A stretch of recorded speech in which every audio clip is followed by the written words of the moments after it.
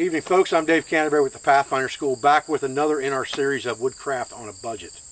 Again, what we're talking about is reenacting or doing experimental archaeology in the period of woodcraft in the United States from the late 1800s to the early 1900s, which was the classic camping area, and all the woodcrafting books were written in that period of time. And that's what we're looking at, and I want to experiment with the tools and the implements that those gentlemen, our forefathers, used in that time period. That's why we're looking at specific types and specific tools, because that's what was used. Stay with me. We'll get started with jackknives, as our grandfathers would call them, in just a minute. Okay, so let's have a discussion about folding knives that would have been available to the woodsmen in the United States in the period from around 1880 to 1940. Most of these knives would have been high carbon steel. Stainless steel was something that would have been brand new in the very late era of the period. Everything else would have been high carbon steel. So we're looking at high carbon steel in our knives that we're talking about. Now remember that pocket knives have been around, or folding knives, have been around since about 600 BC. And the slip joint pocket knife that we're familiar with today was actually invented or created first in about 1660. But from about 1650 to 1750, 1780, just a single blade folding knife like this one, which was called the penny knife, and this one was gifted to me by my buddy Steve Davis, which is just a single bladed knife in a handle, and this one happens to be turned cherry, with a brass collar and a pin through it that the blade folded out and locked down on. There's no back spring, there's no locking mechanism whatsoever.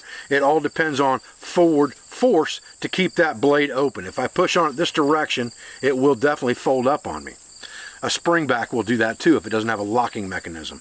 But they didn't have that complication in this period of time. Now, the period of time that we're talking about, and let's get back to something I have that is very early, and this knife was found in a rummage sale.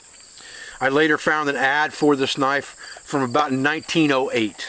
So this is a pretty early period style knife, and this knife was actually probably one of the first multi-tool type designs around, and it was a single bladed, spring-loaded knife, and you can still hear the great walk and talk it's got. And this one was made in about 1908. It is high carbon steel, and it has several tools that lock into it. Now the original case that this came in is pretty deteriorated. It's right here. This was the original case that I found it in when I found it at a yard sale. I since had a leather case made that looks like this, that's more robust, so I didn't tear this one up. I don't generally buy knives to leave them sitting on the shelves. I want to use them if I can. This one had a file, probably a hoof pick, an awl, a screwdriver, a chisel, and the knife with a single blade, walnut handles. A very, very nice example of an early period pocket or jackknife. Now this is not the type of knife that would have been recommended for carry by people like Nesmith in the 1800s, or even Horace Kephart in the 1900s. They preferred the spring-loaded jackknives, single-bladed up to 3 blades, depending on who was doing the writing. And Horace Kephart originally used a 2-bladed pocket knife, and then he went to a 3-bladed pocket knife in his second book, talking about using the smallest blade as a surgical instrument and keeping it razor sharp for that purpose. Nesmith preferred a double-bladed pocket knife, 2 blades folding out. Now I don't have a real good example of that style pocket knife. I do have several pocket knives here that would be something of those periods though, that we'll talk about. And Imperial, Ooster, things like that would have been companies that made those knives for sure, without a doubt. And you can find those very cheaply a lot of places. This is a sodbuster type knife, and this would have been something that Horace Kephart would have been very fond of, because he talked about the knife, the folding knife or the jackknife, being heavy enough to be able to carve hickory. And in eastern woodlands, hickory is a very hard wood, so these knives had to be fairly robust. This one doesn't have real good walk and talk anymore, but I only paid about 20 bucks for this knife. It is a high carbon steel. It is a case. It is razor sharp, takes a good edge, and it's a good single blade folding knife design. I do prefer case over a lot of knives. Now, the knife that I carry every day is a case, and it's a double-bladed knife, and it would have fit very well with what Horace Kephart spoke of, because he never really drew pictures or left illustrations in his books for the pocket knives that he was talking about, like Nesmith did. And this is the double-bladed Hunter model folding knife by Case, and this is an older one from the 60s probably, but it would have been correct even back into the 30s and 40s. And this is a older edition of something that's now made in stainless steel. This one is high carbon steel. It has a really good, fairly flexible bird trout type blade and a heavier skinning blade. This would have been very good for not only skinning but also for whittling and doing fine carving, and all the things that you would use a Mora type knife with today, they would have used their folding knife for then. They wouldn't have carried a knife for whittling tasks or notching tasks like we do with Moras. They would have carried a heavier belt knife that was a butcher type knife, and then a folding knife to do all of their smaller carving with. And most of them would have been hollow ground or flat ground, so they would have been able to keep them razor sharp. This is an example of that same style knife, that same Hunter style knife, and this one's also high carbon steel, but it's a modern version made by Bear and Sons Cutlery. And they're one of the only companies out there that's still making high carbon steel knives in their Heritage series. But it's the same style knife, about the same size, but it's a modern version. And it's not a real expensive knife. This one's about 60 bucks. This one I got for, I think, 50 bucks, which I didn't mind paying that at all. So this isn't a real deal of a knife, but it's a good knife. Now, your Scout style knives that were very popular with woodsmen of the time, and this one is an actual Boy Scout model. This one is an Imperial, but they have the same type tools. They have the can opener and bottle opener combination. They have the screwdriver.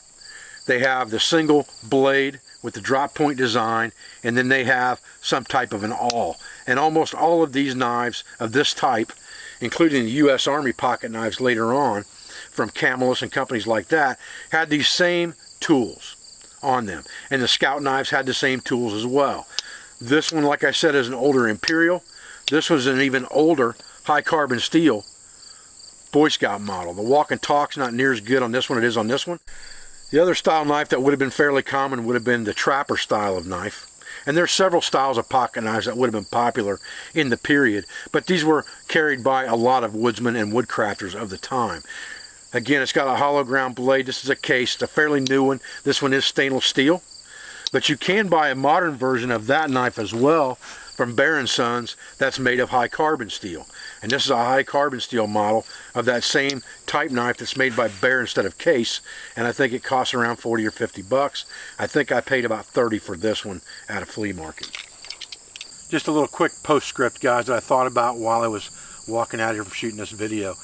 If you look at a lot of survival manuals and even more modern bushcrafting manuals that are on the market, you'll see that they talk about using their folding knife with a piece of flint, striking the blade to drive sparks off of that knife. If that knife isn't high carbon steel, it's not going to do that. So the modern pocket knives that we use today that are made from all sorts of mixed metals and stainless, things of that nature, will not give you that strike of spark with a rock. So all of those things are taken from woodcrafting times and days gone by when the pocket knives were made from high carbon steel.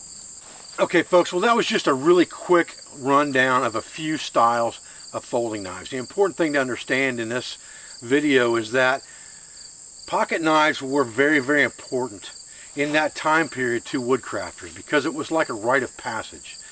Every young man that is my age or older was probably given a pocket knife that belonged to his grandfather that's very similar to the ones you saw in that bag, that were kept and passed down through the generations, and they were like a rite of passage into, you know, going from a boy to a man. Here's your first knife. It's for carving and whittling. Take care of it, learn how to use it, learn how to respect it, and then we'll move on to something bigger like a belt knife or an axe.